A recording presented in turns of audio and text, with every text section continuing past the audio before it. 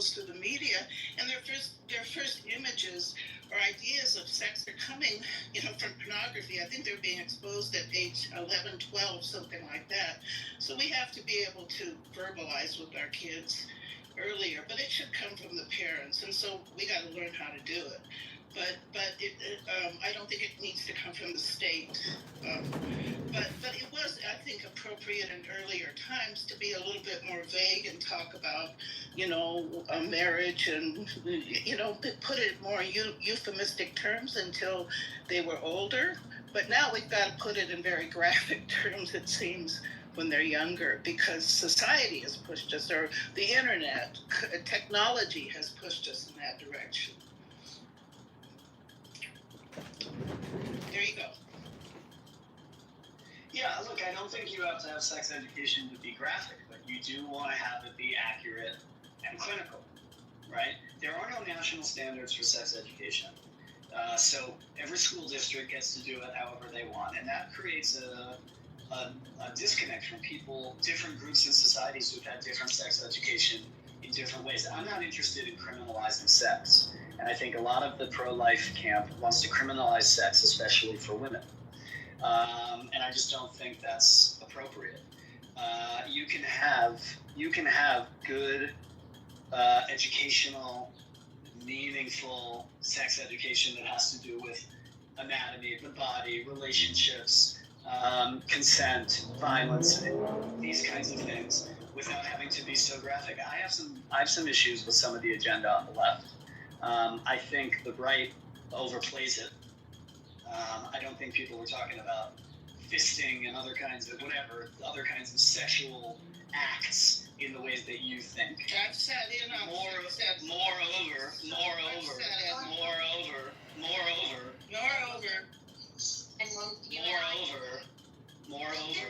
One second, Caleb. We're going to give you the mic, sir. Yeah, hold on. I know, I'm speaking, and now Michaela's interrupting. Caleb, let me jump in real quick. Michaela, I don't know if it's a hearing issue, but everyone else on the stage seems to hear when Caleb is speaking. I'm sorry. He Okay. irritates me very Well, no, that's fine. Listen, there's a lot of people that can find a way to irritate other people. That doesn't mean that we can't take turns speaking. Got it. Okay. Caleb, go ahead. Yeah, just the last thing, right? For those who want to eliminate sex education from schools and leave it up to the parents, parentheses, yes, the parents need to be deeply involved in this, but not exclusively. I just don't think that's enough. I think kids need other kinds of role models besides their parents. Abstinence-only sex education fails. It does not create well-educated, well-prepared students, well-prepared people to engage in the sexual world. It just doesn't do it. Michaela, you want to go, and then I'll take it. You can go ahead. So there's some straw manning happening. I don't remember any one of us on stage saying that sex education should not be a part of public education. I think it's foolish to do so. I think appropriate sex ed classes in junior high are necessary. And if you're saying it's never happened, and I are seeing videos of sex ed teachers being confronted because the 10-year-old was taught about fisting, you're going to have to explain those videos to us when you say it's never happening, because that's an overgeneralization.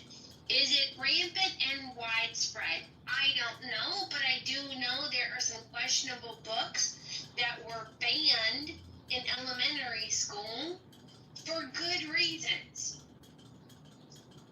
And the last point I heard you make, that conservatives are intent in shaming women about sex. That's not accurate. That's not what I said. Can you remind me what you said? Because I didn't want to stop you. Criminalizing sex. It's even worse than shaming them. And we're watching a woman brag about having 100 sexual partners online, thinking that's a good idea, with another one's goal to have 1,000. Like, these are not healthy examples of sexual activity in our society, we should maybe not criminalize them, but maybe actually seek psychiatric care for them, because that's fucked up. Thank you I for don't- the time.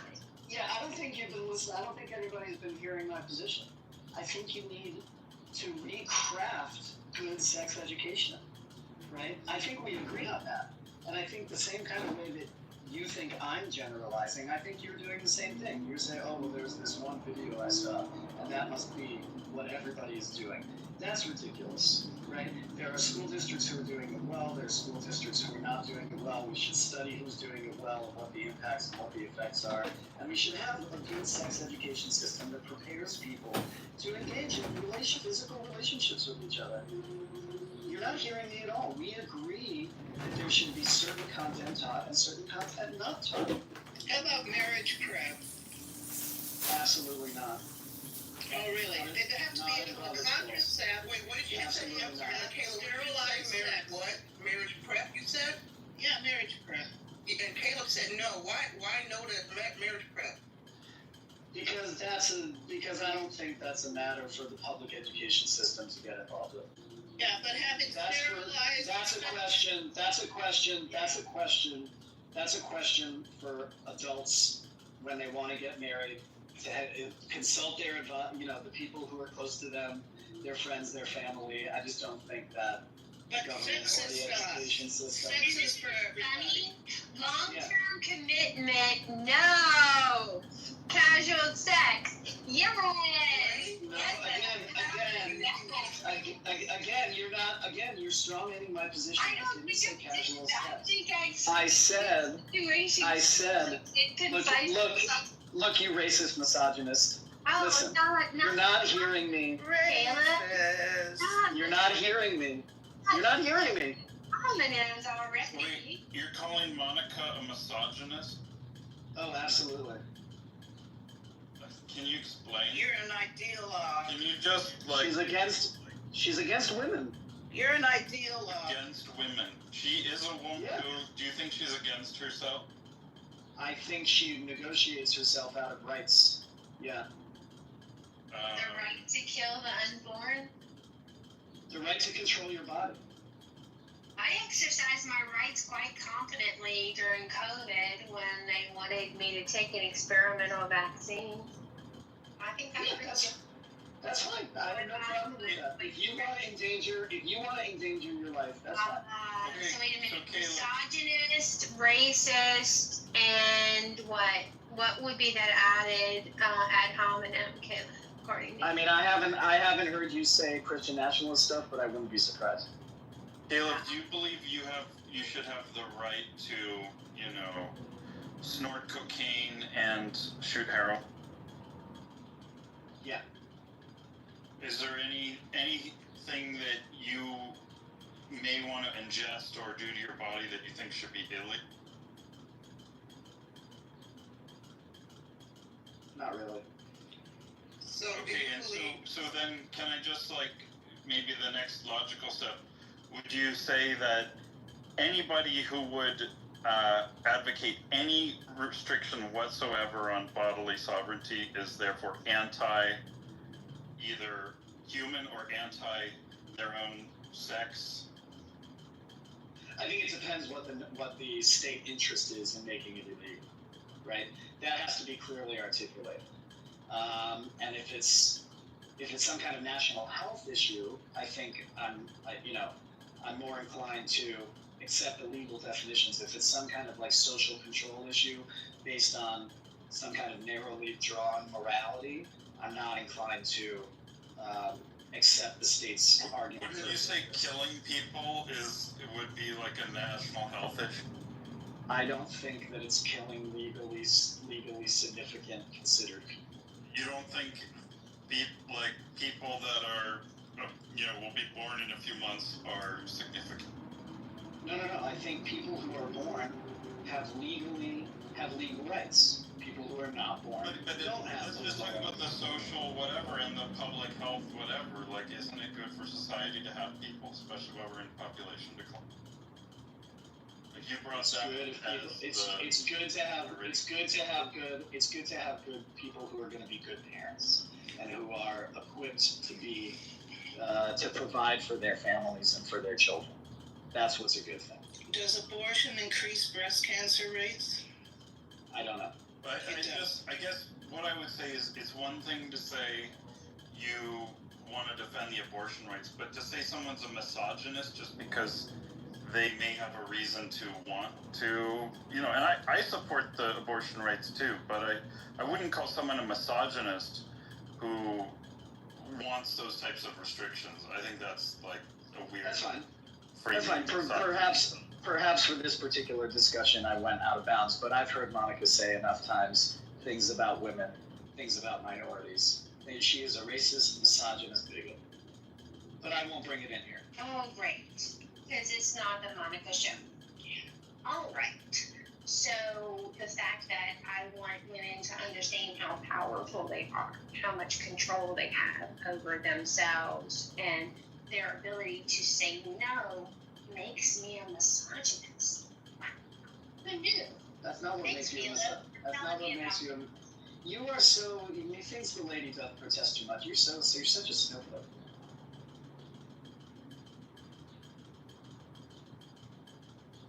I don't remember calling you a sanctimonious prick, but you are. Call me whatever you want. You're a stranger on the internet. You think I give a shit what you think about me? That rise in intonation makes me think so. I think you're filled with hubris. I think you are overly sensitive to the point of what JB had a room the other day. Who's most sensitive? You're most sensitive. The Karens of the world, the Monicas. Karen, you're gonna call us Karens. Oh, let me get my white women tears. They're basically at my feet. Name calling. As they Isn't Karen a misogynistic term? Yeah. Would you like to speak to the manager?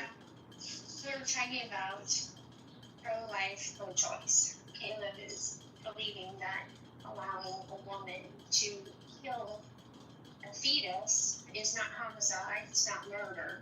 It's her body, her choice, despite it being a separate entity and not her body at all, just in her body. It's okay. You're misrepresenting my view. Eat that fetus. It's You're misrepresenting my view.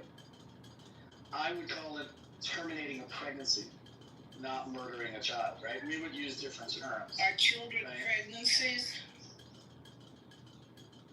Well, they're not children. They're not. What is a child? A child somebody is who's born. an offspring. Look, listen, I'm not saying that terminating pregnancy is an easy decision. I've had it in my family enough to understand, right? These are real losses. These are real things. And I don't minimize that, right? I don't think that people take these decisions willy-nilly. But I don't want a lot of people do. Maybe you didn't. A lot of people do, and you're interrupting me again. A lot of people do, and you're interrupting me again. Do you think $1 million a year are extreme circumstances? I don't get to be involved in people's private medical decisions. But statistics, and you don't want to be involved in statistics. I don't want to be involved in people's private medical decisions. That's not my business. Mm-hmm. And neither is their financial situation. I think it's not my business. I know, because you probably had a personal situation that was very difficult. So Wait, hold on. Why would you say that? Hold on, Caleb, hold on. Let's all totally inappropriate. That's totally inappropriate. Hold on. Let's all try to make this less personal. We're talking about a topic that, unless somebody right now is making a decision about whether keeping a baby or terminating a baby, this shouldn't be a personal conversation.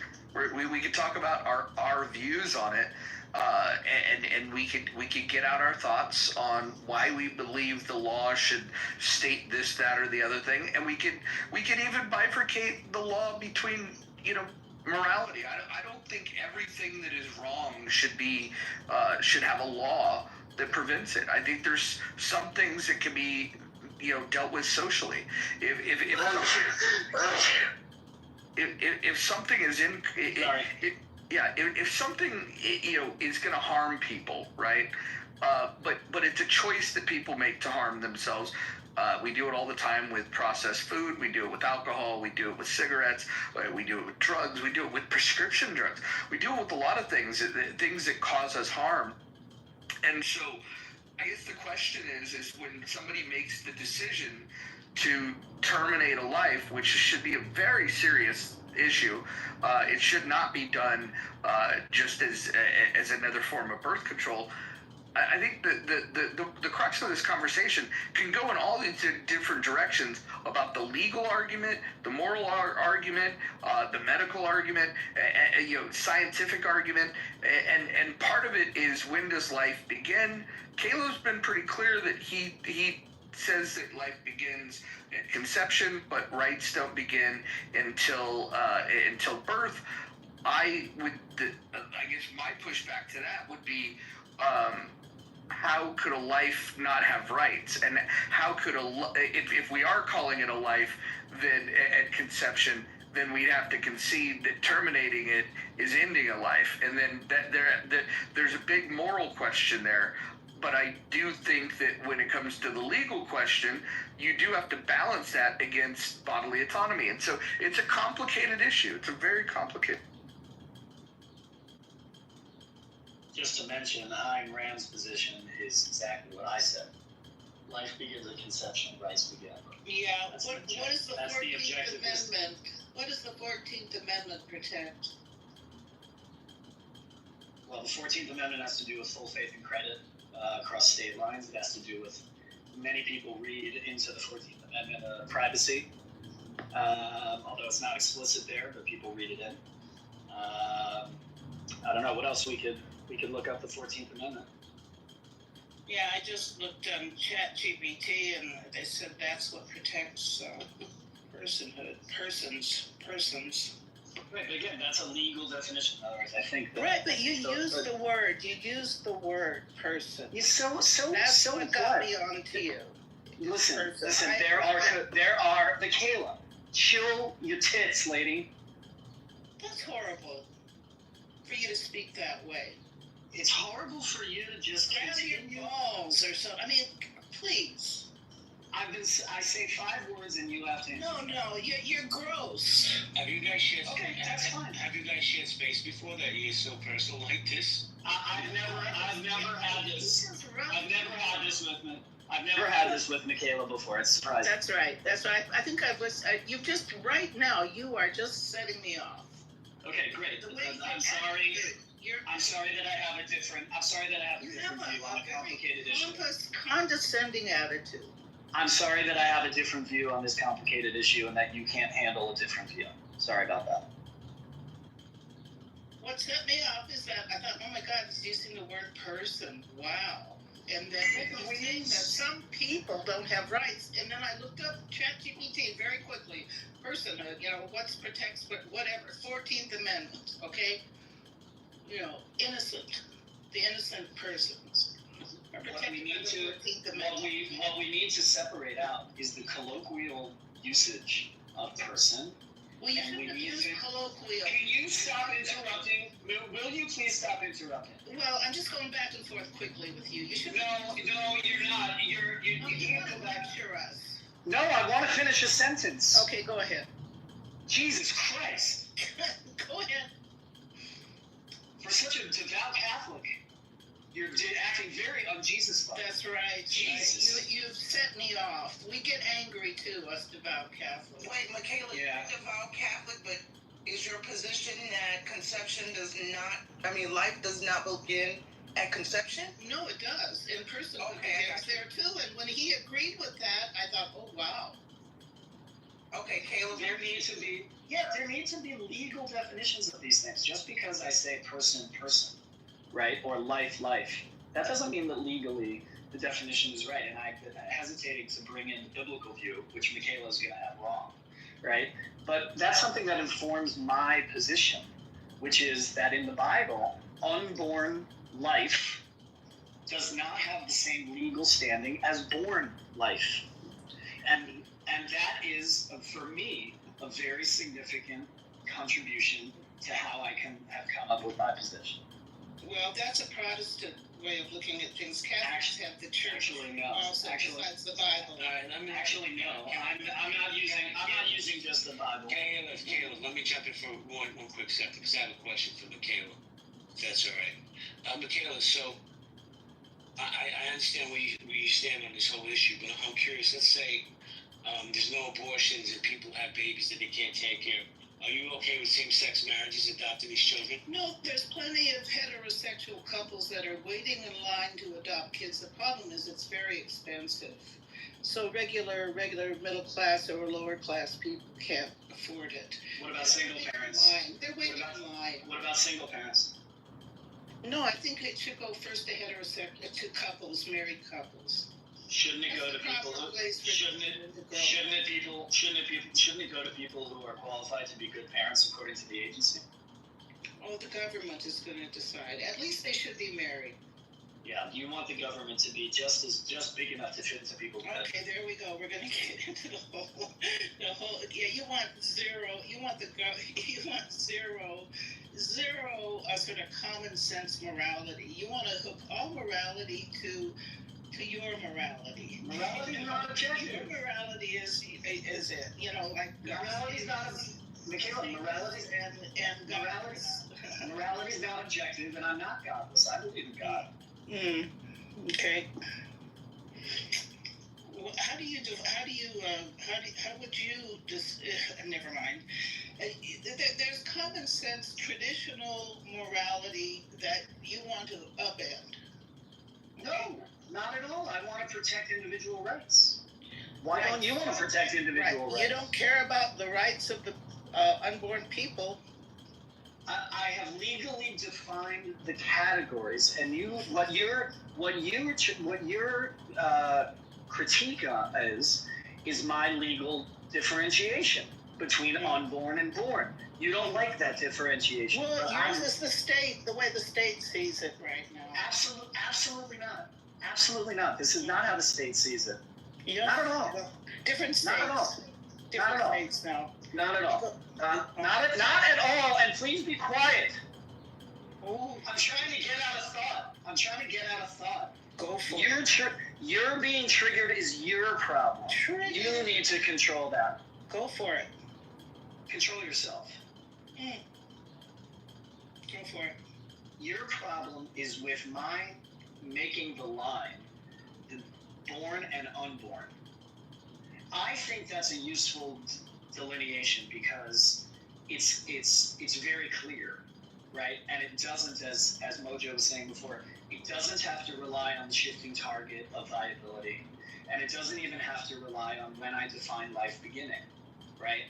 It's outside of those realms of influence.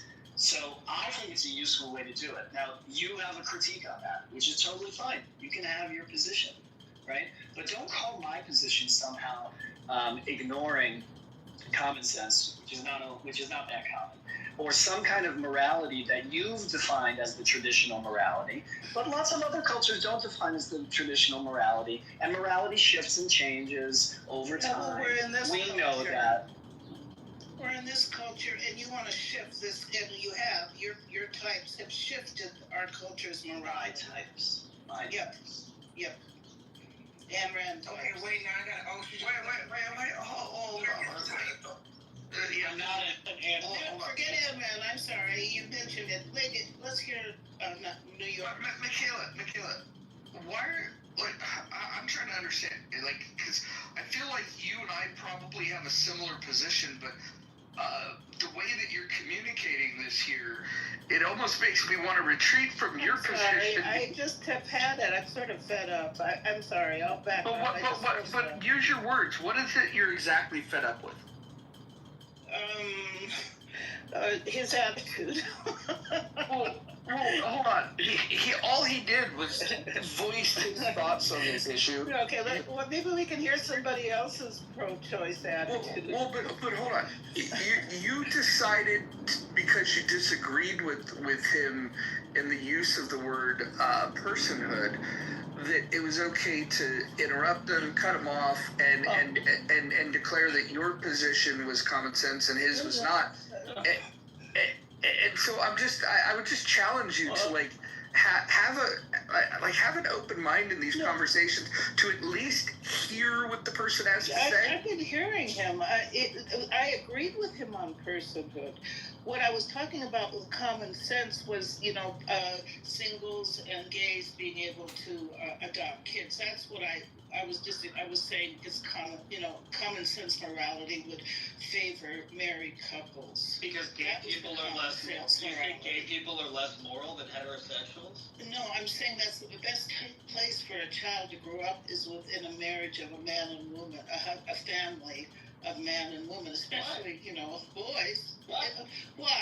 You're going to ask me why? It's common sense. Why is it common sense? Explain it. Oh, you can't explain common sense.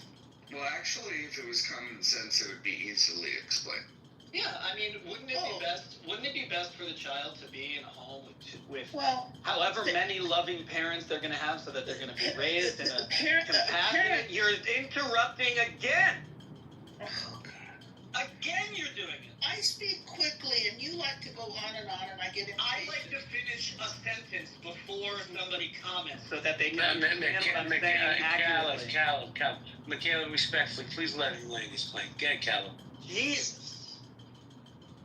I think it's best for children who are going to be, for any children, if they're born to biological parents or if they're adopted, to be in loving, compassionate, kind environments. There's all kind. Not everybody's equipped to be a parent, so I wouldn't preference heterosexual couples just because they're heterosexual couples.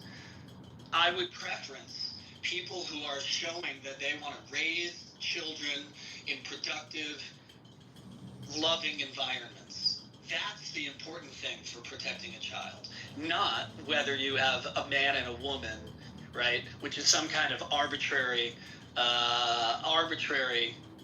standard that doesn't really tell you what kind of parents they're going to be. Well, it would be at least a man and a woman. There would be other things too, loving, etc., like you said. But boys need fathers to become men. They need to emulate. They need to have a relationship with a man. Girls, etc. That's a part of human development, to have parents of the opposite of two sexes. Okay, it's part of human development. It doesn't have to be parents. You can build relationships with all kinds of significant adults that are not your parents, that provide okay. You can't help yourself. You can't help yourself, can you? You cannot help yourself. At least you can't help yourself. You can't let me finish a sentence. You cannot help yourself. You need at least that. You cannot help yourself, can you? I am used to a different kind of conversation. If we were in person, it would go very differently. But social media would go just like this. Can I jump in here now? Well, you guys. Fucking A, dude. Thank you. What are you yelling at me for? I just want to jump in. No, not you, JB. You're fine. I've listened since this room was open. I really haven't interjected, but Roger brought up a couple of points that I've been thinking on. The demonization of sex in society in America. It's so true, Roger. But on the flip side of that, it's just my opinion. I think these kids are overly sexualized because of social media and the internet. There's no guardrails, and I get it. Listen, I'm pretty much a free speech absolutist. Say what you want. I really don't give a fuck. But when there's no guardrails on these mechanisms, and let's keep it real, Roger. You and I are different than what's going on in this world. We're involved in our kids' lives. A lot of parents right now, listen, we heard of latchkey kids when we were growing up. Well, these are internet kids. They're being raised by the internet. Parents are thriving to be friends and not parents. So I think until there's some kind of guardrails around the internet, it's just going to get worse. Thank you for listening, people. Well, let's get more specific. What kind of guardrail are you looking for? Dude, I don't know, man. Anybody under 18, their social media should be screened. They should only be allowed certain things on social media. But should the guardrail be imposed by the parents or by the government? Listen, I agree. Like I said, parents want to be friends. They don't want to be parents. So if it's such a problem in society, this over-sexualization of children, which I believe it is, then the government may have to step in. But then now you're getting into the First Amendment again. You know, do we just let them go have a cornucopia of porn and all this other sexualization? I mean, dude, there's 18-year-olds on OnlyFans making millions of dollars. These other young ladies out there see that, they're like, I want to do that. You know, look, I'm not judging anybody's morals. Do what you want, right? But I think if we're going to complain about the problem, then we need to come up with a solution, and that would be one of my solutions. I think the interesting thing is that the more access that these kids have gotten to, you know, whether it's pornography or just any type of content that would stimulate them in that way, how do we square that with the fact that these kids are having less and less sex than any generation before them?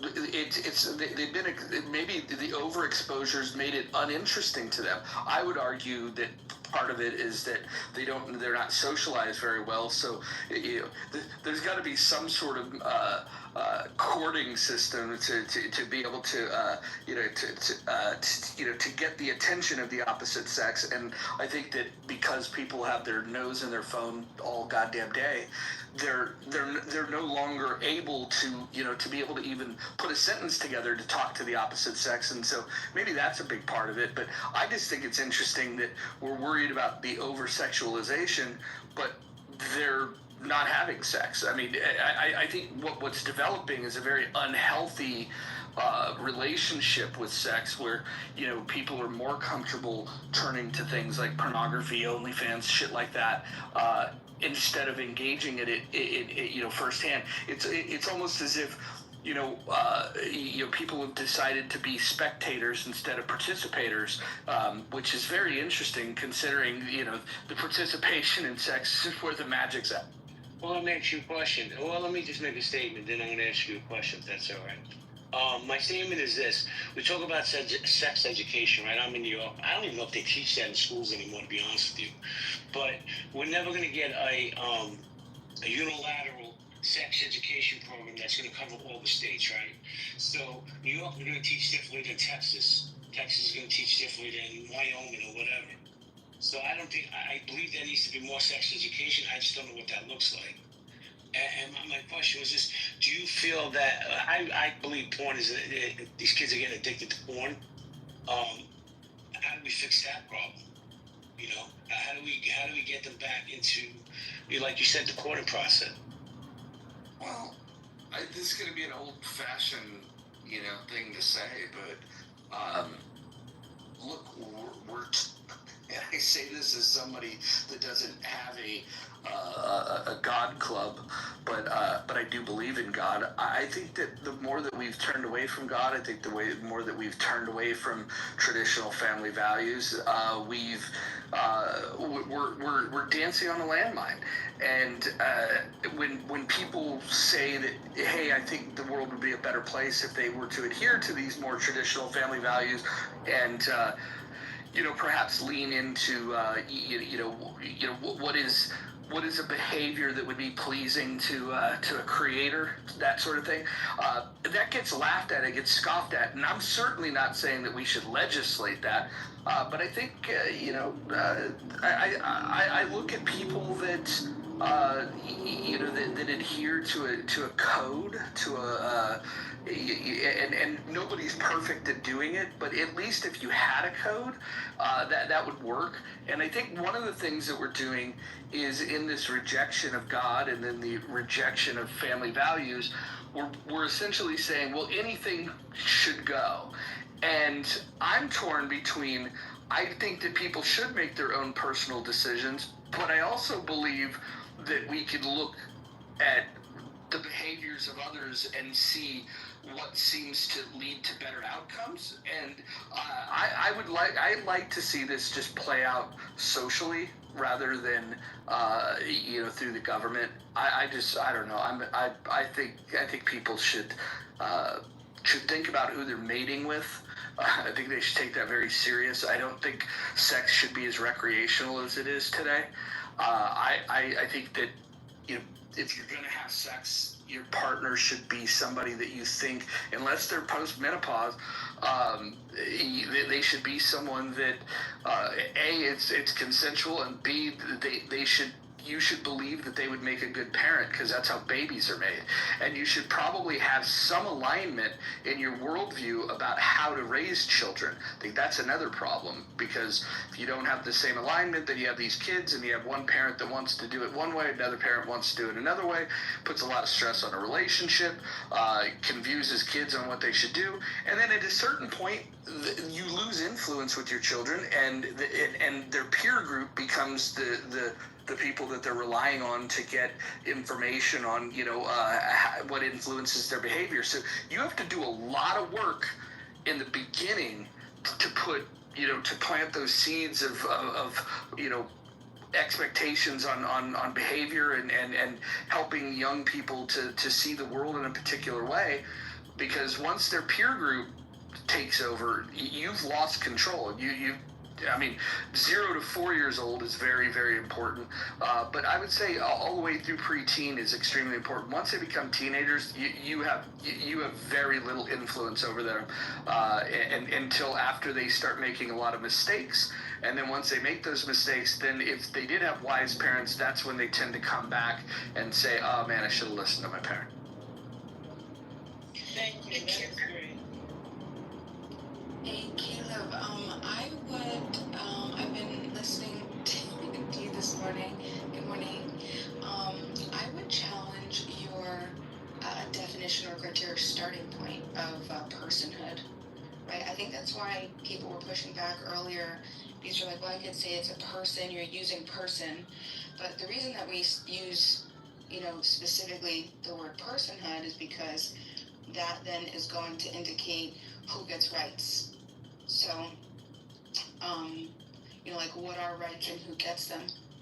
And I think that birth is a subjective, it's subjective, it's not subjective, it's, what is the word I'm looking for? Arbitrary. It's an arbitrary starting point for when when a human being becomes a human being. It's just a geographic location starter, like inside, outside. I think things are going to change when technology changes. So, I think that you might want to, if you want to be logically consistent anyway, right? Yeah, I hear you. I hear you. I don't think arbitrary is the same as random. You're right, it's arbitrary because I've selected for it. But there are reasons for why I've selected for that. It's not a random choice. There's a difference in definition between arbitrary and random. Oh, absolutely. Absolutely. Arbitrary is when I choose. Random is not really a choice. Random is like things that happen to you, right? And I'm not choosing the delineation of birth as a random, right? It's not random. And all choice, all right, it would be different in different stages of growth. Yeah, not to get hung up on semantics, but my quick Google search of arbitrary says it's defined as based on random choice or personal whim, rather than any reason or system. But go ahead and use words as you. I am going to use words as I will, and I am just like you're going to use words as I will. Like it's for your new god, ChatGPT. That's fine if you wanted to abandon your old god. Google search, not ChatGPT. So I'm responding to B. I'm responding to B right now. Okay. B might gonna just check the Discord under business. Yeah, check the Discord. Check the Discord. I asked Rock how's Yeah, great. Are you finished yet? I'm speaking with B. Thank you. You really have mental issues. Do you have a therapist? Because you had been. Do you have a husband to service you so that you're not so high strung? Okay, stop. Wait. Why y'all going in on Caleb? Go smoke a bowl. I don't do drugs. Chill out. And I was responding to B. B, I don't think arbitrary and random are the same thing. Did you know ability of a give and take conversation where multiple people interject randomly at will without being considered rude. You're a problem, Caleb. You're a problem, Caleb. So, It's so not just to respond to you, Caleb, It almost sounded just like your regular one. Go ahead. thank you. I appreciate your definition of it, Monica. Thank you, because that's what arbitrary means. You might have a reason for choosing, but it still lacks an objective foundation so that that could be applied consistently. Something could be applied consistently to logic. So even if you choose birth for a reason, the question isn't whether you had a reason. The question is whether that reason is morally relevant and universally applicable in a consistent way that you could apply to logic. That's why it's so important. You have the 3 laws of logic, right? They would be everything. Logic would completely just dissolve upon itself if there wasn't consistency and non-arbitrary points. You have the objective points. So. Yeah, I don't believe in that kind of objectivity. I just don't think that's the way the world works. And I do have moral reasons for my arbitrary selection, right? I do have, right? Because I think it would be immoral child the same as an unborn child. They're just different. I think that's an immoral stance to consider them of the same legal status. Okay, well, remove the moral aspect, okay? Let's just look at the objective, logical standpoint of where you're coming from. You're taking an arbitrary point in the when a human life begins, and you're just saying, okay, I'm just gonna randomly put it at, 9 months, or as soon as it comes out of the vagina. I'm sorry to interrupt. That's a misrepresentation of my view that I've been very clear and consistent about. That's a misrepresentation. I know that that's what you feel, but no matter what you say, it is arbitrary. You're using it randomly, and it's not the starting point of when human life begins. And like I said, all it is different. Hold on. For someone who hates getting cut off, I'm saying.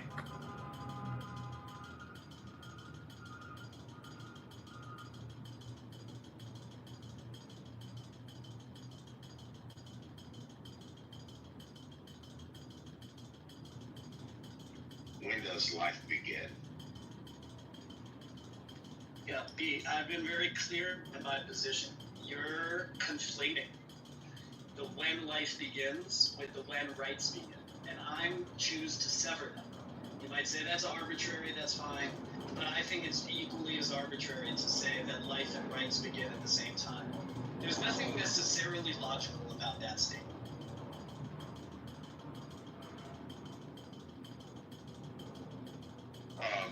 Is it Khalif or Kalev? How do you pronounce your name? Kalev. Because you repeated, I'm new to the room, or new to you guys, some of you guys. And good morning, good evening, and good night for whoever's here. Could you repeat your stance? My stance is basically like this. Life begins at conception. Rights begin at birth. And that permits both a moral, right? It permits me to say that life is life, where I'm not going to say it's like a bunch of cells, right? And I think that in the relationship between parents and their unborn children, it's really a real life in their lived experience, right? And I don't want to take that away. I think that's important to maintain. But I also think that rights, we have to have a distinction between the rights of a born person and the rights of an unborn person. It's silly. It's just silly to think that they are of the same legal status. And I wouldn't put the full complement of rights on it that an unborn child has them. They are completely dependent on their mother. They are completely dependent on uteruses, right? I just don't understand what it means to grant rights to somebody who's unborn. Okay, I mean, I understand where you're coming from to a certain standpoint because certain rights come with age. Can we agree on that? Yeah, that's a great point. Not even all born people have the same rights. Like the right to vote is 18 in most states. I believe all 50. So I can see those things, but the right to life with conception, and I agree with you on conception. That's when it begins, in my opinion. It's just me. So okay. I just wanna hear so I can hear both sides of arguments or whatever. Yeah, for sure. Thank you. For sure.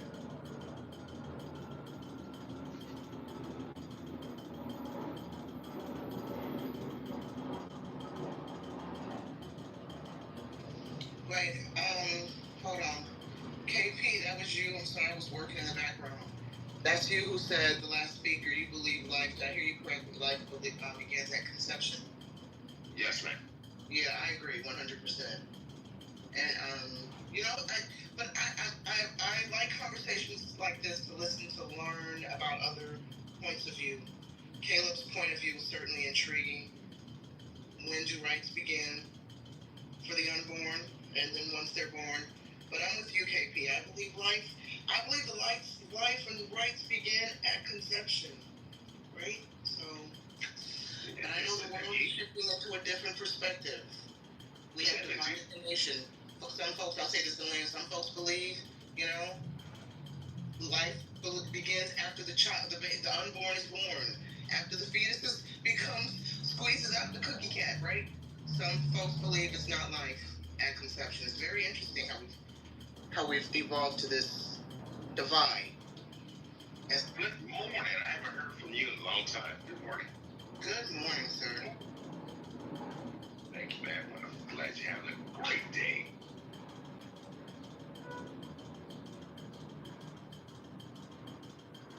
Someone said earlier, I'm gonna stop wishing people to have a great day. I'm gonna start wishing them to have the day you deserve and let karma figure it out. I think that's I like that, actually. Have the day you deserve, let karma figure it out. Monica, I love it. I will be using that. I will be adding that to my vocabulary. Okay? So in case you hear me repeating it in these clubhouse streets, I heard it here. Monica, that's kind of a play off of kill them all, let God sort them out. I like that. No, That that's was true. pretty good.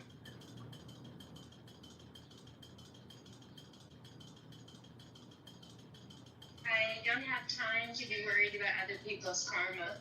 I'll let that be decided by someone with higher ability. Yeah, but you should not. For me, I don't let your sugar and diabetes affect me. That's the way I approach life. When people say stupid things, I don't let that crap affect me. I just look at you like diabetes and heart attacks and diseases. And you good, son. You can say what you want. You keep your sugar and high blood pressure over there. Cool. Don't let it affect you. Don't do it. Because stupid people always gonna say stupid shit at stupid times in stupid places. That's what they do. Accurate. There's a good book I'm reading that you might like it. Mel Robbins has a book called Let Them. And the title was much longer than that. But it's like, when people are jerks, like, let them be jerks. And move on with your day. Monica, I'm gonna tell you, this is the issue I have with you. You know how much money I done spent in books talking to you? You're welcome. Shoot. I gotta put myself on a budget with this woman, books. I love you and appreciate it for you. I was going to say something. There is something, that is different about when a person is inside another person whose rights prevail. And that's when when the life of the mother is being threatened by the life of the child inside of her, like in, what do they call it, when the in the tubes, when the child implants in the tubes. I'm just blanking on what that is called. That's an ectopic pregnancy. Ectopic, right. And so there's no way out of that except to remove the child or kill the child with methotrexate or whatever. Right. So that's where one person's rights exceed the others.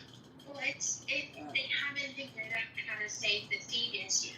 So it's not really, I don't consider it abortion. I consider it a medical procedure to save the mom. Because the mom's life takes precedent over the fetus always. That's another argument that the pro-choice people can't hear. Not in Texas. Not in Texas, it doesn't. Yes. That's ectopic. Ectopic, you can't grow anyway, so Not in Alabama. it's just going to be. Ectopic? Yes, it They don't does. allow ectopic? Those hospitals and doctors are facing penalties because they've not misunderstood They give the women grand on life support to example. carry a baby. They give Hold on a second. women on life support to carry a Not baby. with ectopic pregnancy. You cannot carry a child in a ectopic. The fallopian tube cannot do it. Everything is different. I'm responding to Monica's point. And I just got out of work. I just got out of the hospital, so let's go for it. Let's try. I'm responding to Monica's point that the woman's life always takes precedence. Not in all states. Not in all reproductive freedom legislation. Some states keep women in comas if they're pregnant because they won't terminate the pregnancy. That's not the woman's life taking precedence. Not at all. Wait, hold on to that point. Have you guys heard about the case of Adriana Smith? Okay, if you haven't, go Google her, Adriana Smith. For the past several months, she has been a hot topic. Adriana Smith was a nurse in Georgia, in Atlanta. Well, I don't know if she was in Georgia. I had to fill up the article. She fell into a coma. She had a blood clot earlier this year. Fell into a coma. They put her on life support because she was pregnant. They refused to, her family wanted to take her off life support. The hospital refused because of Georgia's abortion ban. And they basically forced this woman to give birth. She just had the baby last week, I think, via emergency C-section. The child was born. She gave birth to a 1-pound baby boy. The baby's father, her boyfriend, and the family for months wanted to take her off life support, but they could not because of the Georgia abortion ban, and it was a hot topic. A lot of protests, just local leaders, pro-abortionists, pro-lifers. They came together locally and spoke. The national media who picked up on it interviewed the parents because they called the experience torture, right? And they could not take their daughter off life support until she finally gave birth. She was 10 weeks pregnant. She was declared brain dead in February. I'm just reading the notes here on NBC. She was 10 weeks pregnant when she had emergency. They finally gave her emergency C-section. She was declared brain dead in February. So to Caleb's point, look up the case of Adriana Smith. It probably is exactly what he was referencing. How is the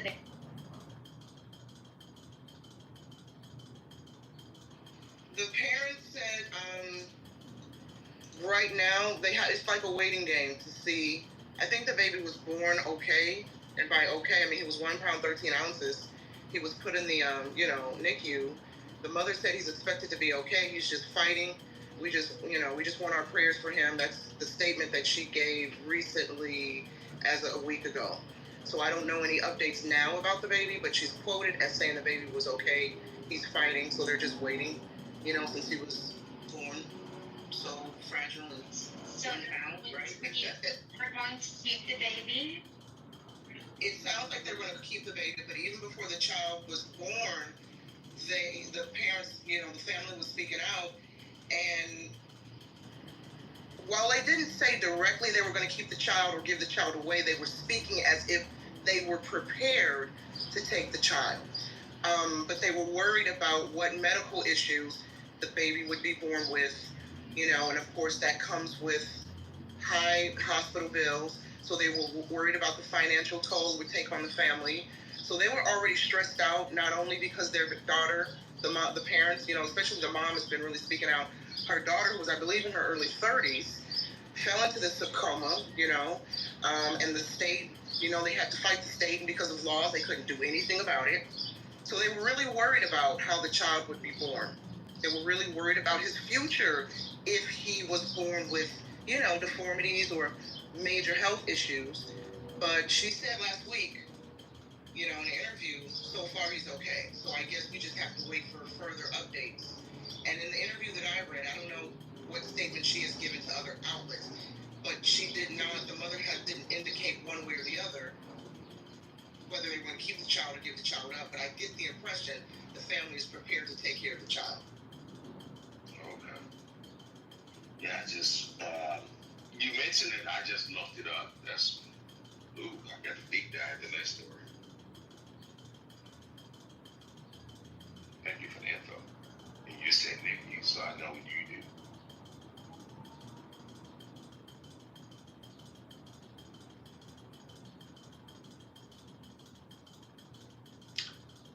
And very good day to you guys. Hello, Ro. Hey, no. Oh my God, you done changed the account. How many times I gotta keep adding you, bro? Shoot, man. Jeez. What's up, KP? What's going on, my brother, from the land from down out there? Well, we're doing all right over here. It's been a good day. Nice. How's the temperature out there? Yeah, it's fucking cold, mate. It's in the middle of winter. I think it's actually just hitting the middle of winter now. Look, I gotta be honest, it's not all that bad compared to other places. We don't have snow in the city here, so it doesn't get to crazy low for weather temperatures. So it's really not as bad. We'll probably have about half a dozen days where it's like, you know what, I can't be fucked going out. I'm gonna stay at home, and that'll be fine. So it ain't too bad. Okay. Well, you can come for. You're gonna sweat your balls off here. Whereabouts are you? Anywhere. Michigan. Michigan, okay. It's ridiculous here now. Hot. Like, what temperatures to get to?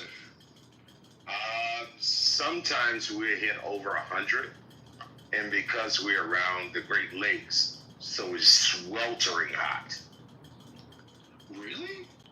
Yes.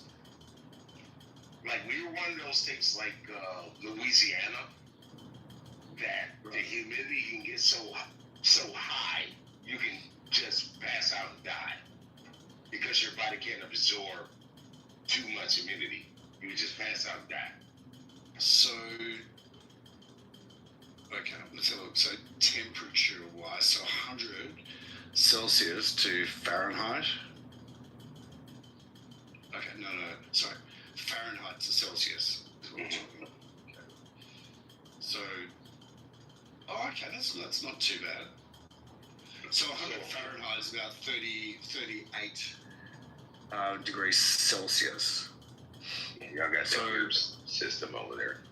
Okay, well, that's about 37. So let me tell you that, let's say 120 Fahrenheit. No, 120 is probably a little bit higher. 110. Yeah, the hottest we probably get here is about 110 Fahrenheit. Okay. Which is 43 degrees, which is pretty hot. For the human body, you can only absorb so much humidity. And when it's that humid, your body will shut down. You're going to be, what my guy say in Florida, graveyard dead. Yeah, vapid. You're done.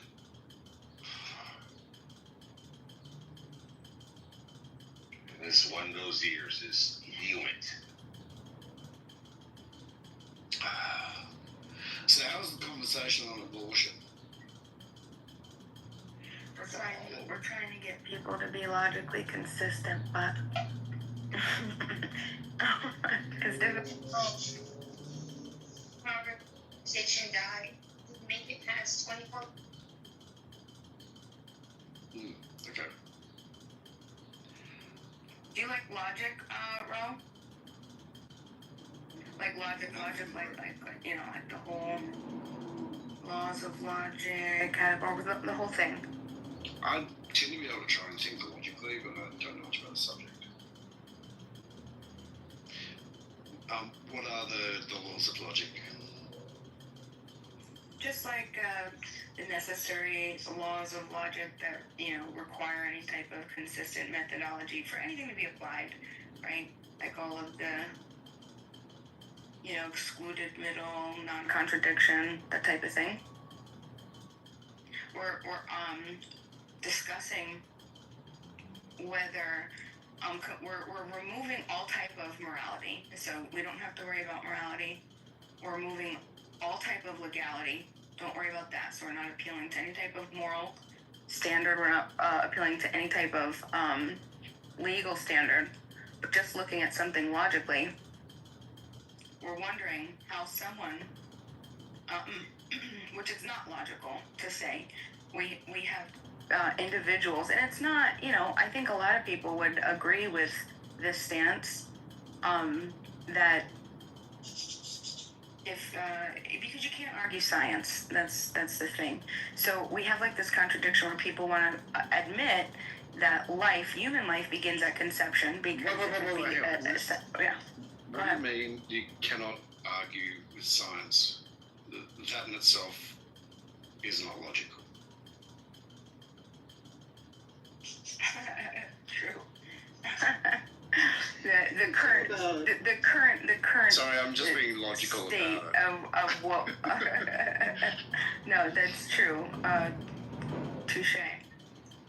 What we know as far as like today, like you can't how do I say this? English. So like whenever you, first of all, science, right? I think that there's enough science. Like we would get into like it's like scientific fact that human life begins at conception, right? It's very specifically defined that's where specifically human life begins. So you could debate it if you'd like, but then we're just going to get into this. We're going to be debating more so on semantics than descriptive facts about reality. Yep. So whatever we're talking about, the idea of conception and life in relation, you have to be able to, you would have to meaningfully change one of those two definitions in order for that not to be the case. So if you want to debate that, no problem. But it's not something that I want to do because I don't think that it's reasonable at this point. So we believe that human life begins at conception. So if we concede that, because that's overwhelming, which people have agreed to in this room, that human life begins at conception. Go ahead. So, but here's something that you said that I just want to push back on because it's just untrue. When people talk about science and what science proves, in an empirical sense, science never proves anything.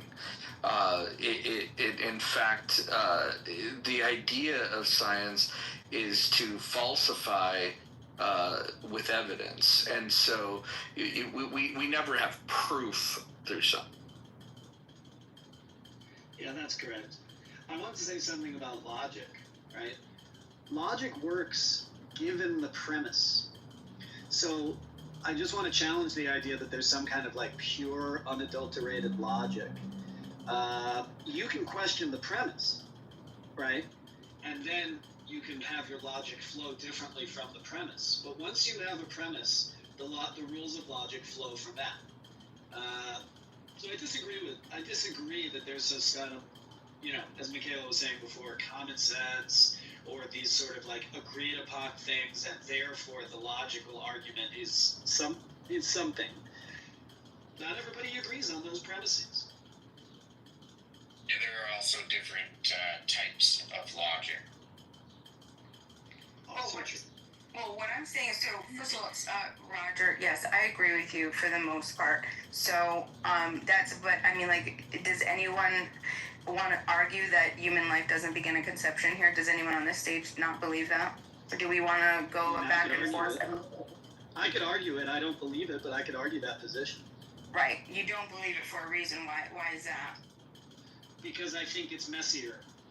Because I think the viability conversation, if that's where we're going to say where life begins, and I would imagine that would be part of the life doesn't begin at conception argument or set of arguments. That's a moving target, and I think that doesn't actually give us clear enough definitions. So that's why I don't believe it. It's not because of some kind of like moral fact that I believe it. It's because it's cleaner. Not even like an objective. Like I'm talking about just like objective facts. Like, you know, no. Interesting. Nope. It's a pragmatic way to hold all the things that I hold, commitments that I have. It's a cleaner way to hold those commitments without having to say, like, it's a fact that life begins at conception. I don't think that's a fact. Nobody can say that's a fact because sperm and eggs are alive also, right? How far do you go?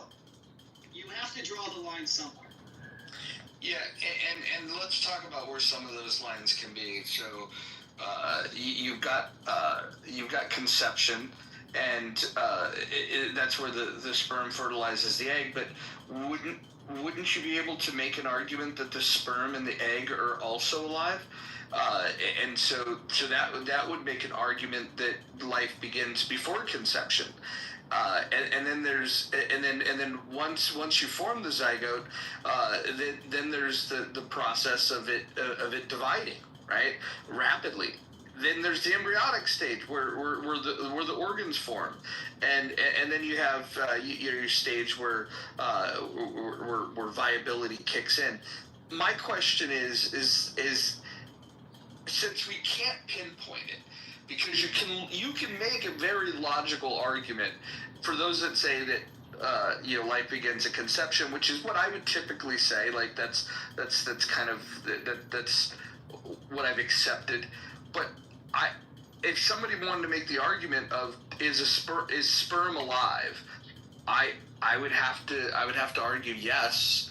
And so if that's the case, then perhaps this is a lot messier than anybody is really giving credit for. So, Well, I disagree with that. Yeah, go ahead. So, sorry, one quick one. Look, I don't. It would be fair to be able to say that sperm, could be alive and an egg could be alive as well. But a sperm by itself cannot create a new life. But a sperm and an egg together will combine a new life.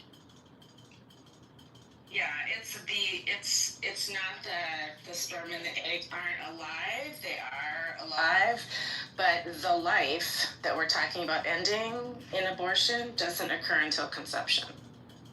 Exactly. An individual human being. Right. Yeah. Where each of us started. There was a very specific scientific point. Hold on. But the human being that is conceived when the sperm fertilizes the egg also couldn't be alive if that forming a zygote, if the zygote doesn't rapidly divide itself. And so all of these stages are very important. The question is where does it begin? And how can you argue against the idea that if you didn't have a live sperm, you couldn't or a live egg? It's all about this regression of like when did it actually begin? And you could say that when the chocolate met the peanut butter, that's when life begins. You can make that argument, but it's going to be very difficult to just say that that's the end of the story. Besides, even if you accept that that's when life begins, that certainly doesn't answer the fact of what policy should be enacted around, bodily autonomy and somebody's right. Do they have the right to terminate a pregnancy? And because from a legal standpoint, the standard has always been viability, so it doesn't even matter, where life begins. So again, this thing is so much more complicated than anybody on either side really wants. Yeah, I just disagree disagree. I think it's actually a lot more simpler. Like, each one of us on this stage, we began at a very specific point, and it's an objective point, and that was at conception, not a minute before. And with that, who is who Mojo was when Mojo became and Bima became and Ro and Christina. So I just moved from that starting point. I mean, I don't think that it's not complicated at all. And that is, in fact, the least arbitrary starting point when both of those two sides of chromosomes came together to create this specific life that is Mojo. Mojo was not in existence before that very moment. Neither was Bima, neither was Ro, neither was Christina. And at that very specific moment, we became. And so that would be point one. Yeah, but even if you got a consensus on that, that's still not enough to inform policy around. Well, I think that would just because. Go ahead, Christina. I was just going to say, yeah, because that's really two different questions. Like, when life begins for a certain being is one thing, but then, abortion is more of a social act or a cultural act or a decision that people make within the context of a legal system and a moral system and all that. And that's just really separate from science. It's just a totally different question. Yeah, and I think that's it. You're right. But I think Mojo. But I think it's more of just it's subjectivity, and it's what we feel, and it's arbitrariness, and what we don't want to be responsible for, like the reality of things. Like there's a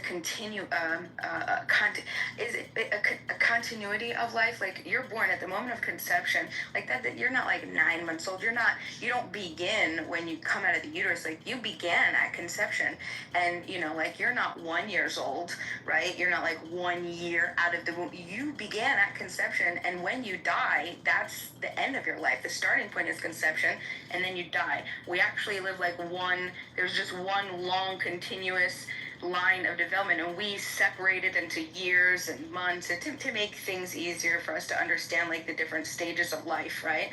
But if we were to be consistent, right, personhood, if you want to apply personhood, we would have to talk about, and that's the whole thing, like, and that's subjective. People, the other gentleman said that he doesn't believe that, he would concede that life begins at conception, but he doesn't believe that rights should begin at birth. But my argument is, I mean, like, that's arbitrary. It's just saying, because if he's to say that, if you're going to say, okay, let's not give rights until after birth. Okay, so what principle are you using to say that rights don't begin until birth? You're proposing that life exists, which he concedes to, but the rights aren't going to apply until a certain level of either dependency ends or a location changes. The baby's still going to be completely dependent, right? After the baby comes out, I mean, right? Maybe not completely dependent on that woman. Other people can then, take responsibility for the baby, but they're still going to be dependent. So if you're going to have to talk about dependency, why dependency disqualifies rights before birth but not after. And then location, like, that's just it's another arbitrary point. Womb, outside, you're creating. That's just it doesn't matter. Geographic location isn't going to matter, because we talked about this earlier. Mojo, science is going to change, and we're going to be able to hopefully, help Walter Block, right? The eviction. We'd be able to hopefully, at a technological point in our future, be able to take them out of the womb and then just allow them to, grow outside. But anyway, the idea is that whatever, you just have to be consistent and logically in order to make any type of sense of anything. It's more just about feels and what's socially convenient, because, like, what would that mean for us if we all agree that human life, that all of us began at conception and that we all got rights beginning then? That would be a big burden, I think, to a lot of people. We're not ready to accept. Yeah, I think the reason why this is such a difficult legal question is because you can make a very logical argument about a woman being able to make decisions about her body and what's in her body. Because if you don't own yourself, then we've got a real big problem. Then the conversation goes, okay, well, but what about the independent life that is growing inside her? Should that have rights? And you can make an equally logical argument that the life growing inside her should have rights as well. And so this is where it becomes complicated, because you do have very good claims of what is logical, what should be legal, what it's not clear cut. I've never heard anybody make a clear cut argument about why their position, is just empirically correct.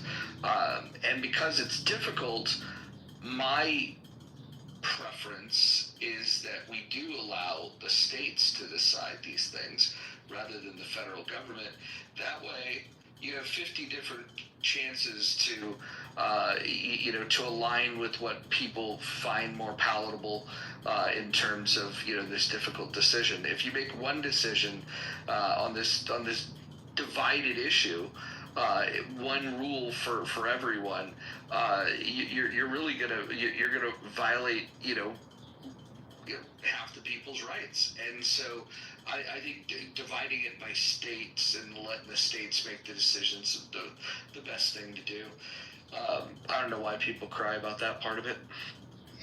Look, what you say actually makes a lot of sense as well. At least people, have the options, right? If they, instead of making a blanket decision for an entire people, for an entire nation, at least it gives, the breaking it down. At least each state, or even city for that matter, may have different cultures that are attached to those locations and those people.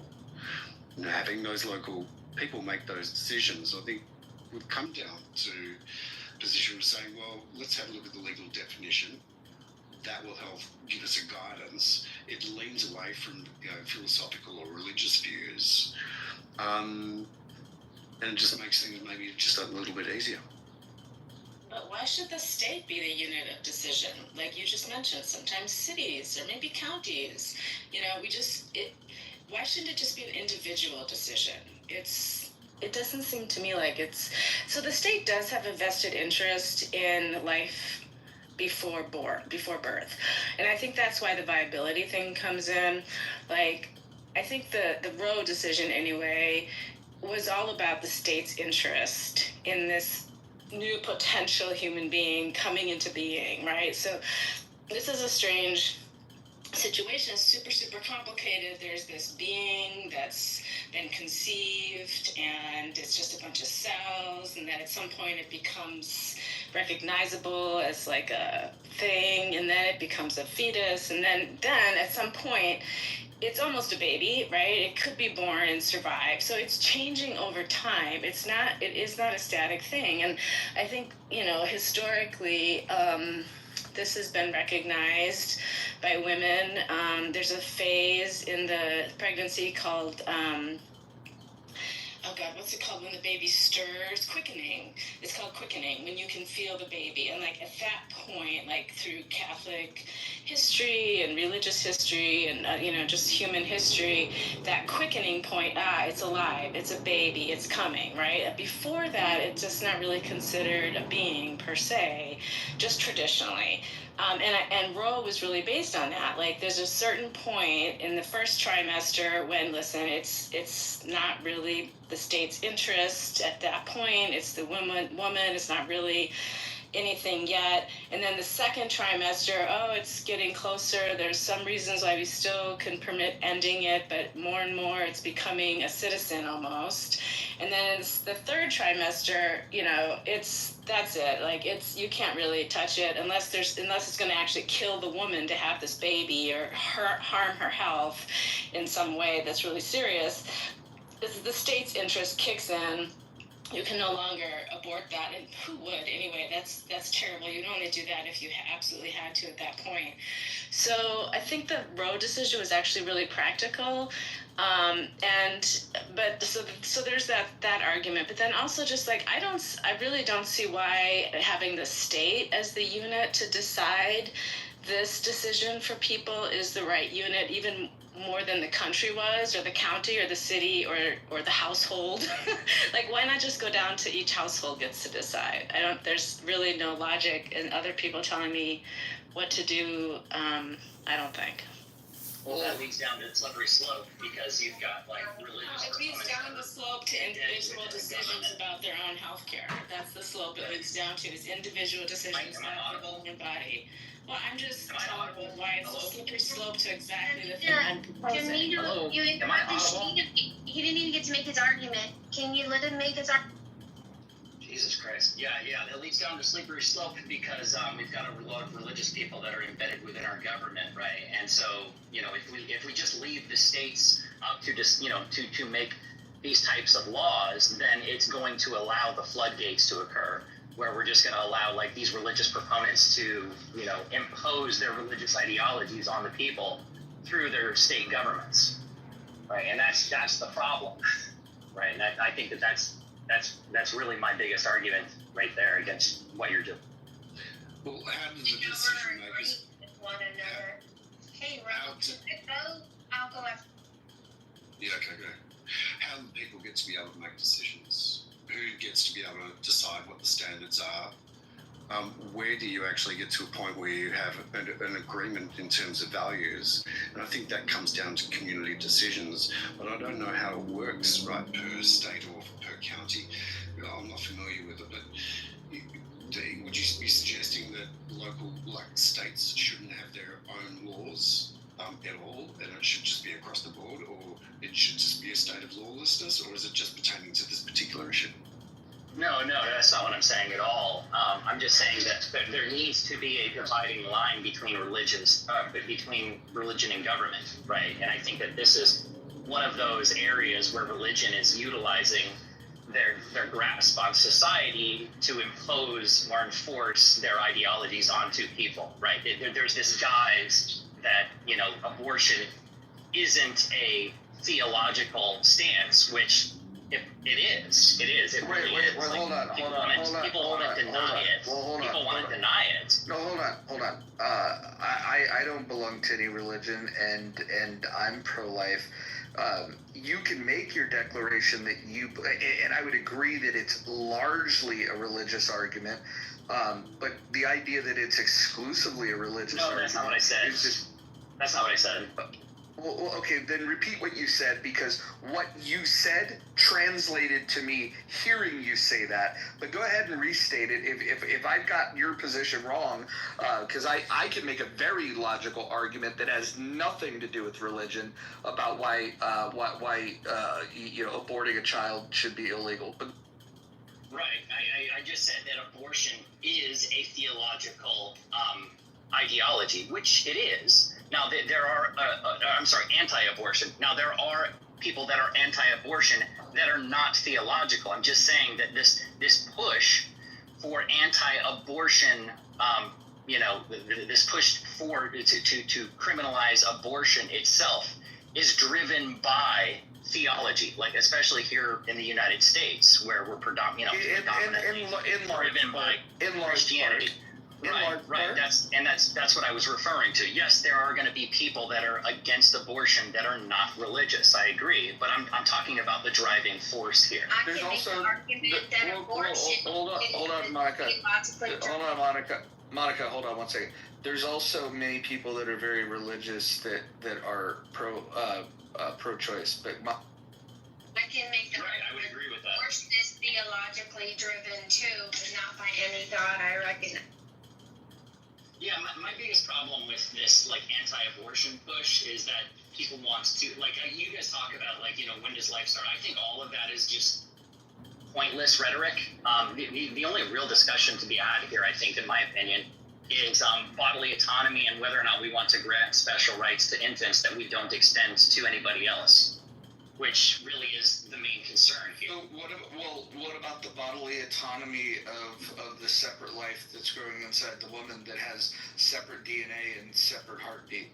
Well, no, we're not talking about whether or not the infant has bodily autonomy, which I would agree it does, but does the infant have the right to use the mother's body against her will? So That's the discussion that needs to be had. Well, actually, no, because what here's the problem, and this is why Walter Block is somebody that everybody should read, is that if you want to claim bodily autonomy, then what you can do is you could say, I want this fetus removed, but you shouldn't be able to terminate the life.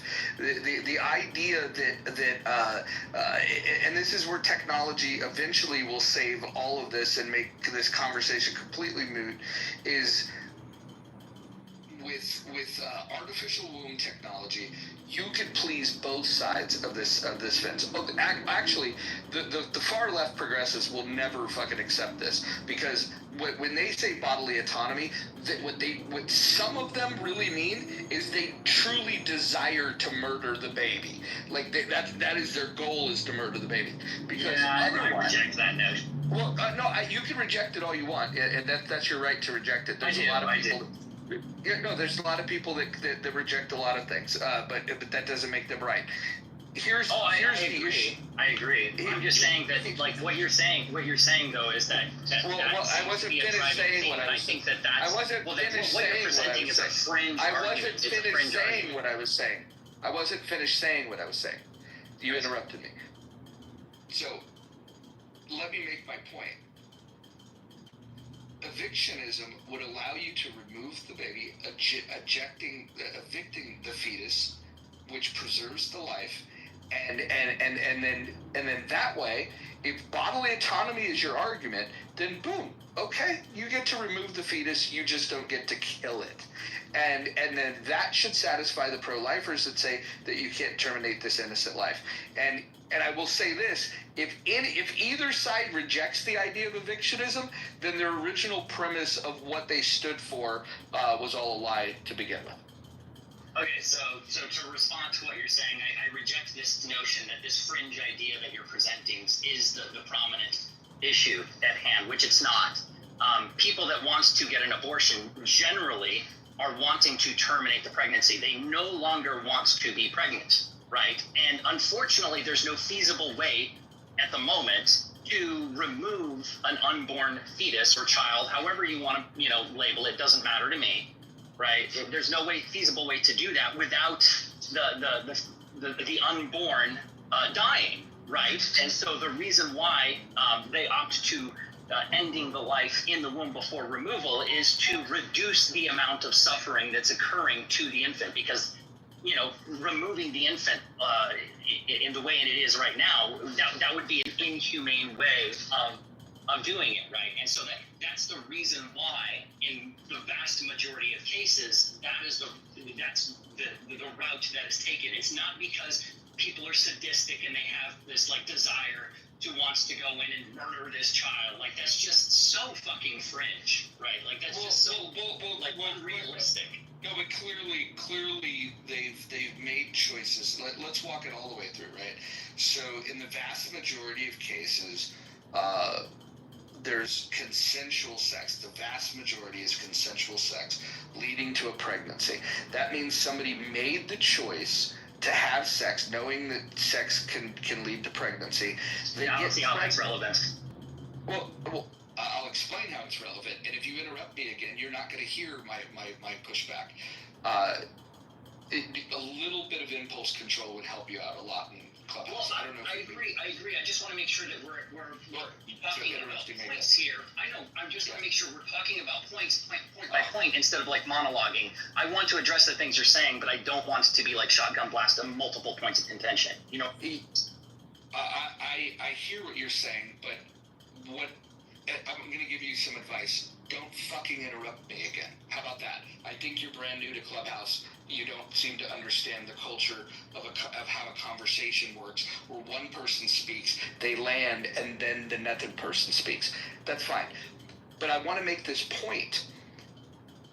You can't choose to terminate the life of the baby and think that yes, that was my right to do that. When you had all of these choices prior to getting pregnant that you chose not to exercise. This idea of unwanted pregnancies or unexpected pregnancies is a completely bogus thing. People are being careless with their body, and then all of a sudden bodily autonomy becomes very important to them when they realize that holy shit, Jim, the guy without a job, he's the guy. Well, you can use your little emojis all you want. The reality is there are many choices that a woman can make. The first mistake they make is who they choose to have sex with. Men make these same mistakes, by the way, the women that they choose to have sex with. If you're having sex with somebody that's not going to make a good parent, that's where the ideas start, where it's like, fuck, I can't have a baby. This guy doesn't have a fucking job. And the idea, if you're not ready to have a baby, you probably shouldn't be doing the things that cause you to get pregnant in the first place. And this is where accountability comes in, and this is why I don't think that we should. I don't think legal restrictions is the answer. I think we should just go back to shaming people. I think the wisest thing that we could do is if a woman that is unmarried gets pregnant, we should shame her. If she murders her baby vis-a-vis abortion, we should shame her. I think any. Okay, well, you don't like the monologue? I'll tell you what, you don't have to listen to it. Roger, can I speak next, brother?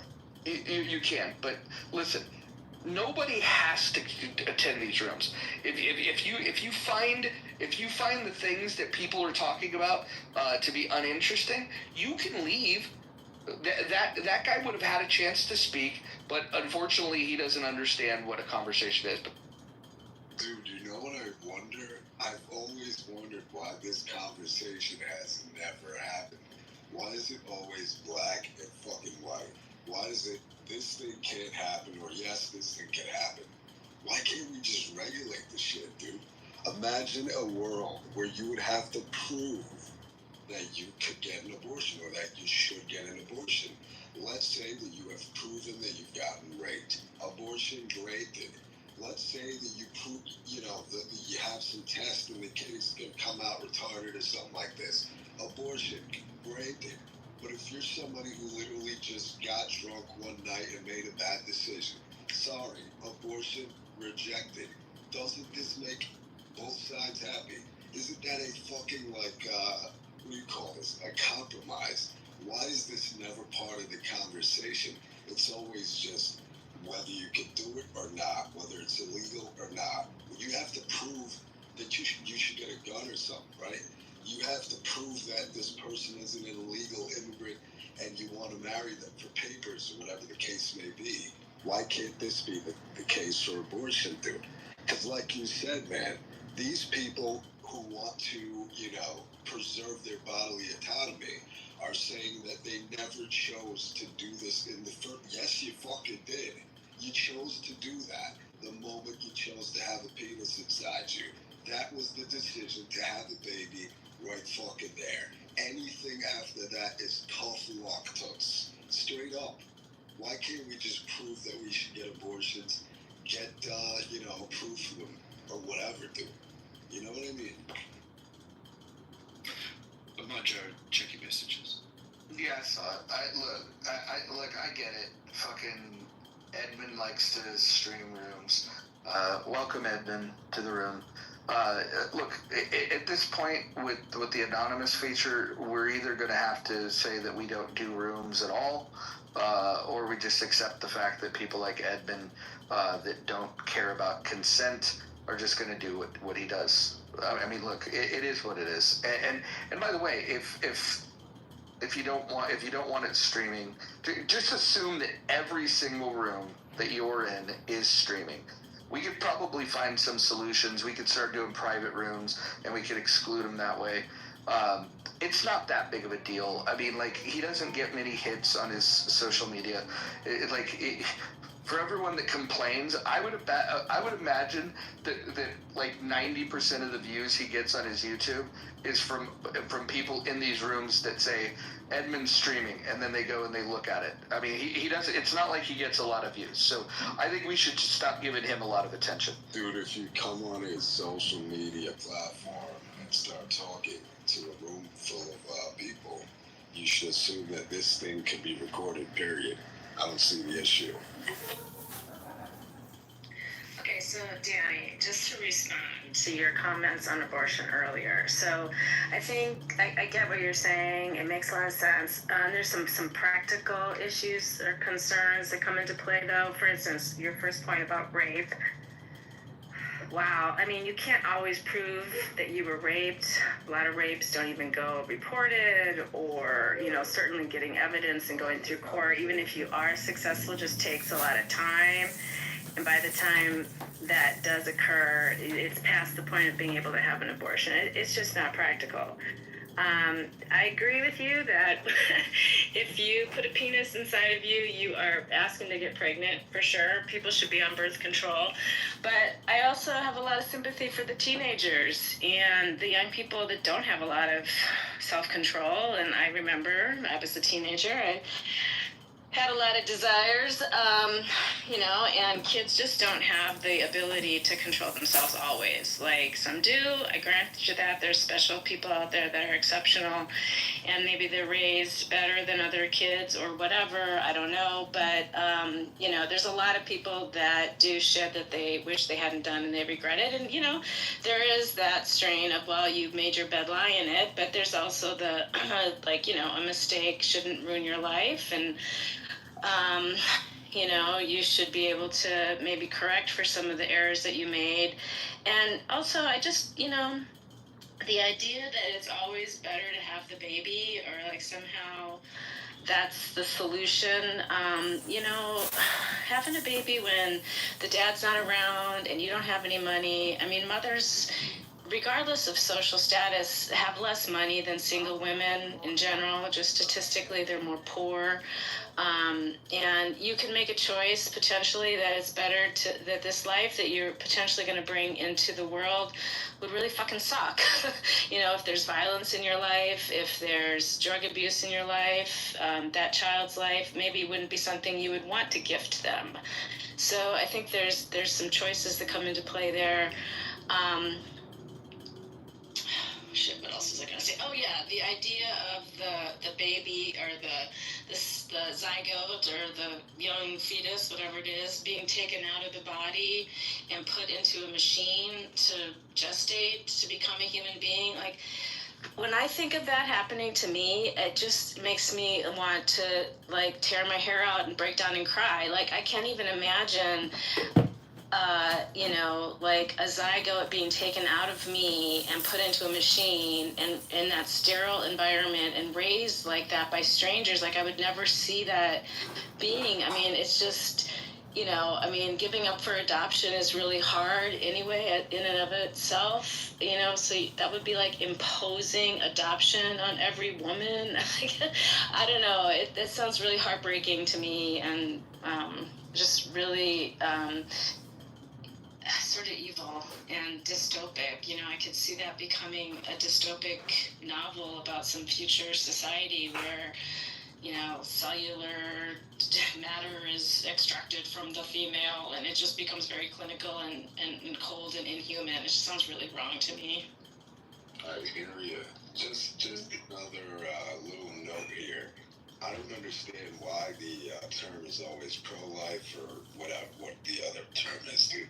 I give two fucks about life. I am a proponent of personal responsibility, and this is the only reason why I lean toward the idea of pro-life or whatever.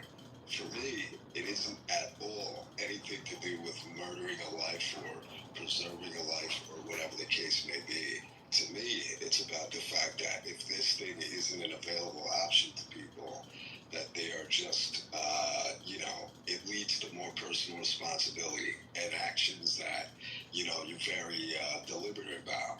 if you know that this thing is available to you, more than likely you're going to make the wrong decision. And for me, it's about not enabling these people, if this makes any sense. And I couldn't give a fuck if you're out there murdering as many babies as you want. I give two fucks.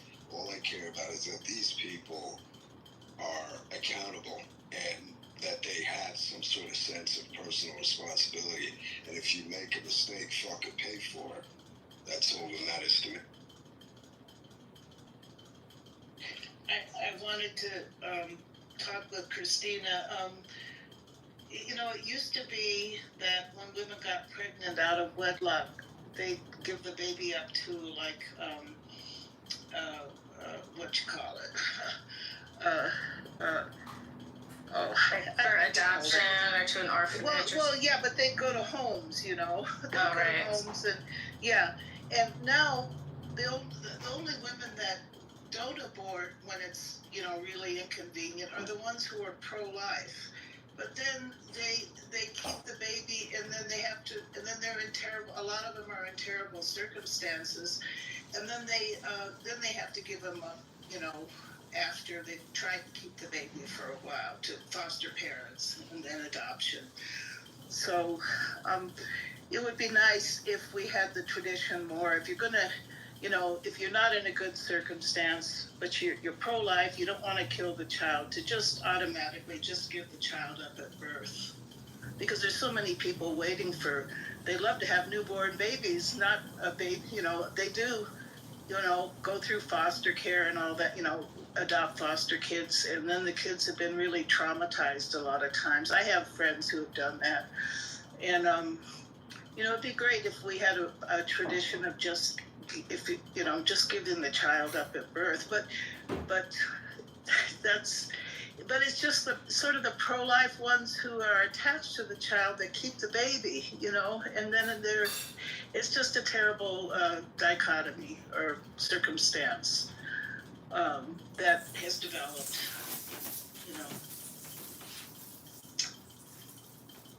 I think we need a new tradition of, if you're pro-life and that you just give the baby up at birth if you can't handle it.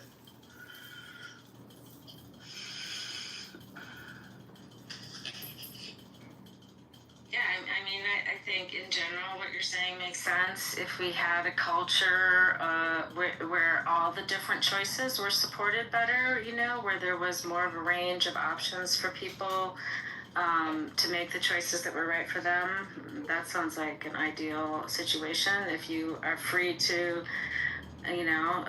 deal with your pregnancy, where there's a lot of different options available to you. Yeah, it used to be, teenage girls. I have ones in my family, in an older generation that got pregnant, as teenagers, and bang, they just went off. They disappeared for a while and then came back, and they had gone to, a place where the kids were adopted right after they're born. But, we have these options, I think, but they're not socially accepted.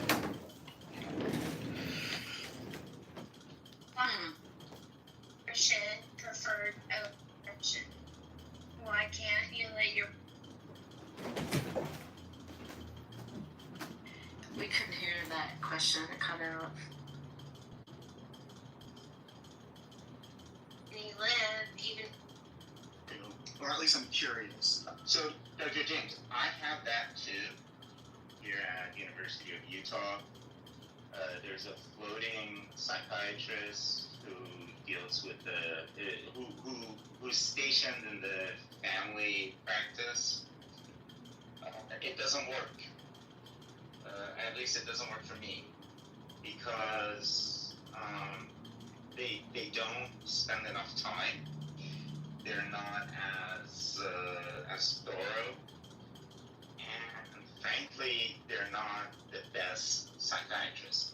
So what they're telling me is that the demand for mental health is so high among wealthy individuals that psychiatrists don't feel the need to go the insurance route. They're just doing it fee for service, and they have a lot of patients for that. So that is the reason why psychiatric help is not available as readily, because the market is so impacted. So the nuance here is that would be a psychiatrist, and the kind of what they had us doing for them. We were on the behavioral health side of things, so we were doing behavioral interventions. And then if once you had met with somebody, say like 6 times, and it seemed like either symptoms were not improving or you know, in some cases getting worse, then we would have done a thorough kind of body of assessments and have enough medical, you know, behavioral health history that we would then refer them to psychiatric, where they would then kind of go into that phase of the game. So this was kind of just trying to imagine you've got a boat with a leak in it, and maybe the behavioral medicine was kind of like a leak, and we were there to, you know, plug. Yeah, go ahead. What's the state of treatment for psychosomatic ailments these days? And it might be studying for your exam. It might be worthwhile to explain conversion disorder and psychosomatic ailments and things like that. What's your interest? This feels like a total left turn kind of conversation. So can you help me understand what the context is, or? I was going to say early psychology is very concerned with like the psychosomatics of physical ailments. And wait, how's it left in? You were talking about like the coordination with the psychologists in the primary care, and I brought in convergent symptoms and psychosomatic ones. Well, just to give you some context, behavioral medicine is kind of in the wing of health psychology, which is, you know, something one gets board certified in as a psychologist, and you know, those types of things are looked at, but it's very broad, the question, so I don't know how to answer. We got 9 people on stage, so